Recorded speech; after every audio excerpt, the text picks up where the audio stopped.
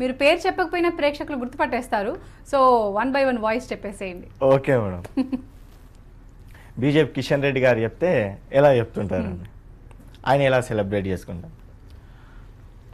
ఇవాళ చూస్తూ ఉంటే మరి మనందరం కూడా ఈ నూతన సంవత్సరానికి వెల్కమ్ చెప్తూ మరి భారతీయ జనతా పార్టీ తరఫున వారందరికీ కూడా, ప్రేక్షకులందరికీ కూడా నేను నూతన సంవత్సర శుభాకాంక్షలు తెలియజేస్తా ఉన్నాను. మరి మన పిఎం నరేంద్ర మోడీ గారు కూడా మీ అందరికీ శుభాకాంక్షలు తెలియజేశారు. ప్రతి ఒక్కరు కూడా బాగా జరుపుకోవాలని మనస్ఫూర్తిగా కోరుకుంటానున్నాను.